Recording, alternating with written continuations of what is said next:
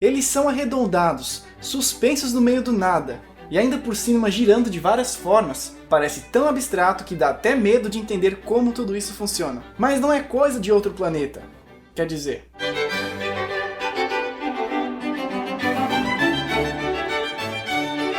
A grande responsável por quase tudo que eu vou explicar nesse vídeo chama-se gravidade. Uma força de atração que age sem contato, sem encostar. Tipo ímã, mas sem aquela frescura. Para eu atrair tem que ser metal. A gravidade é uma força de atração entre tudo que tem massa. Qual é a sua massa? 80 kg? 70 kg? 55? Qual é a massa desse produto? 100 gramas.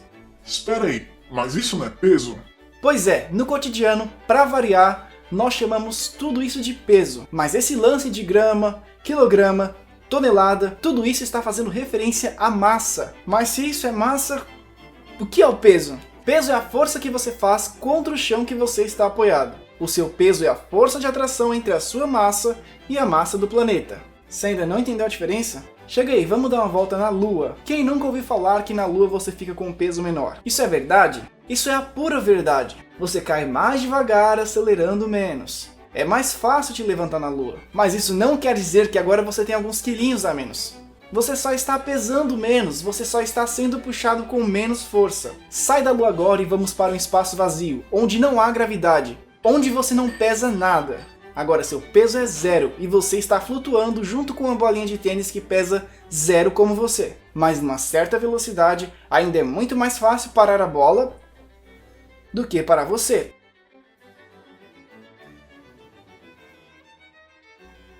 Tá vendo? Mesmo flutuando, os seus quilos, a sua massa ainda vai te dar propriedades mecânicas que não tem nada a ver com seu peso. Seus quilogramas não são o seu peso. Massa não é peso. Os seus quilinhos não servem só para dizer o quanto você é chato de se levantar no lugar onde as coisas caem. Enfim, tudo que tem massa se atrai por conta da gravidade. Bota massa na presença de massa e elas se atraem espontaneamente. Você só não acorda com um monte de objetos grudados em você, porque para rolar uma atração significante precisa-se de muita massa. Como a Lua, como a Terra, como o Sol. A forma mais comum de observar a gravidade agindo é o fenômeno queda. Você está sobre o planeta Terra, uma bola de 5,9 sextilhões de toneladas. É só abandonar os objetos que todos vão correr para a Terra e vão ficar presos a ela. Ah, só para lembrar. Os chineses estão do outro lado da Terra, mas não estão de cabeça para baixo. Todo mundo é puxado em direção ao centro da Terra. Não existe esse negócio de nós estamos em cima e a China está embaixo. É só uma referência que tem uma validade nessa superfície aqui. Lá em cima e lá embaixo não existem no espaço, pelo menos não objetivamente. Ótimo, toda essa informação é muito importante agora para você entender o mecanismo do nosso sistema solar. E é claro, responder aquela pergunta. Por que a Lua não cai na Terra, então? Por que a Terra não cai no Sol? Por que ao invés disso, a Lua gira em torno da Terra e a Terra gira em torno do Sol? Olha, eu não manjo muito de animação em 3D, mas eu bolei um exemplo bem simples para ajudar. Dá uma olhada. Eu tenho um carrinho de controle remoto que só anda para frente. O que você acha que vai acontecer se eu amarrá-lo no poste com uma linha? Se eu ligar o carro só por um segundo, ele vai seguir com a sua tendência natural de mover-se em linha reta. E na iminência do movimento, ele receberá uma força, uma tração da linha no sentido do poste que o obrigará a fazer uma curva.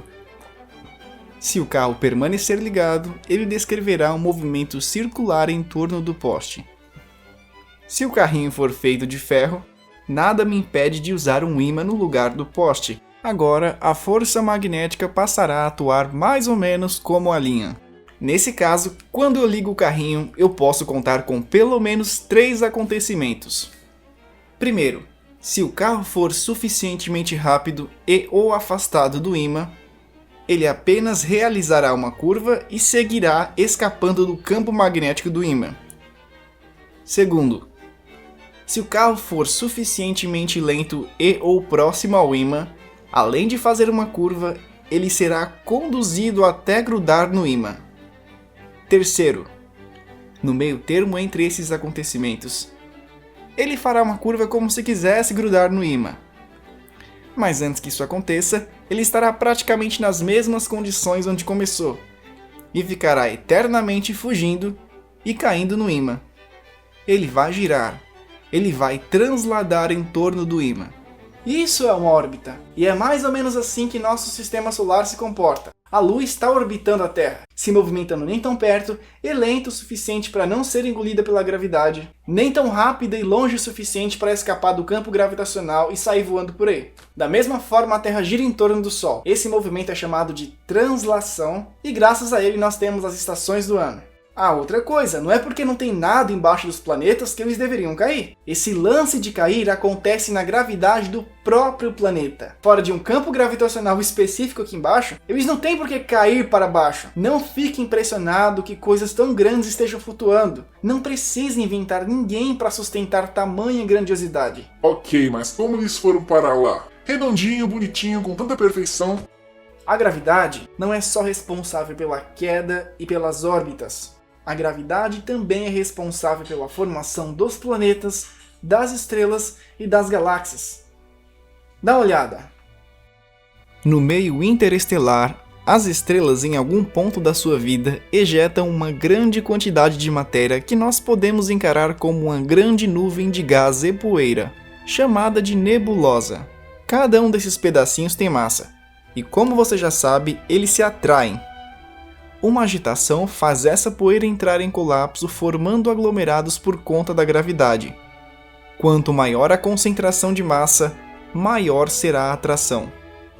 Com o tempo, esse aglomerado se torna enorme e conduz praticamente todo o resto do material para fazer parte dele, girando e achatando todo o sistema em forma de um disco.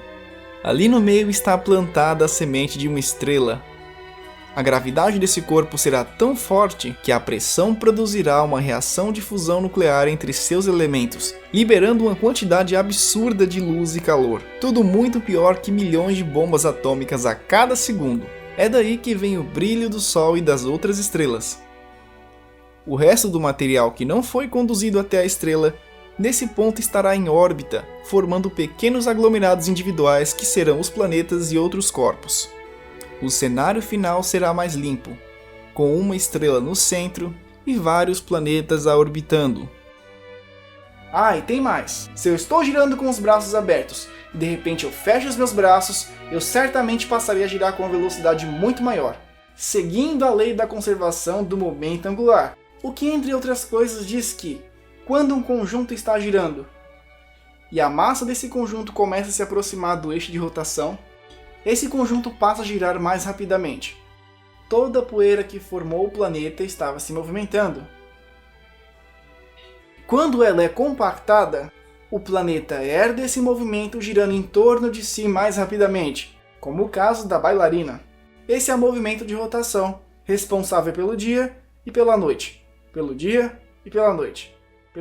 Os planetas tendem a ser esféricos e simétricos por vários motivos, especialmente porque a gravidade atrai em todas as direções, porque eles giram em torno de si, além de serem moldados pela atividade geológica e a colisão com outros objetos que foram atraídos pela gravidade. O Sol é uma estrela como as outras que você vê no céu noturno, e não é uma estrela especial, ela só está mais próxima, mas ainda está no meio de bilhões e bilhões de outras estrelas, e não a subestime. Muitas delas são milhões de vezes maiores que o Sol, lotadas de planetas orbitando, tal como acontece com o Sol. Sim, cada uma dessas que você vê no céu de noite. Todas elas passando pela mesma história que eu acabei de contar. Não é incrível? E é isso aí, se você gostou, compartilhe o conhecimento clicando em gostei. E se inscreva, porque toda semana eu tenho um vídeo cheio de informação e você me ajuda muito. Muito obrigado e até o próximo vídeo. Atenção! Em rigor científico, além de rotação e translação, a Terra também realiza mais de uma dezena de movimentos, inclusive o de precessão, como a inclinação que um peão faz antes de cair enquanto gira. Ao contrário do que é usualmente dito, a Terra não realiza sua rotação em 24 horas, mas em 23 horas, 56 minutos, 4 segundos e 916 centésimos, sendo portanto a duração do nosso dia sideral, uma diferença de mais de 3 minutos das 24 horas do nosso dia solar. A translação tem um período de um ano, 365 dias e aproximadamente 6 horas. E a precessão, um período de 25.770 anos. O conceito e as propriedades de gravidade, força, sistema solar, estrela, nuvem molecular, nascimento e morte de estrelas e reações nucleares foram omitidas ou excessivamente simplificadas para o pleno envolvimento de todos os internautas.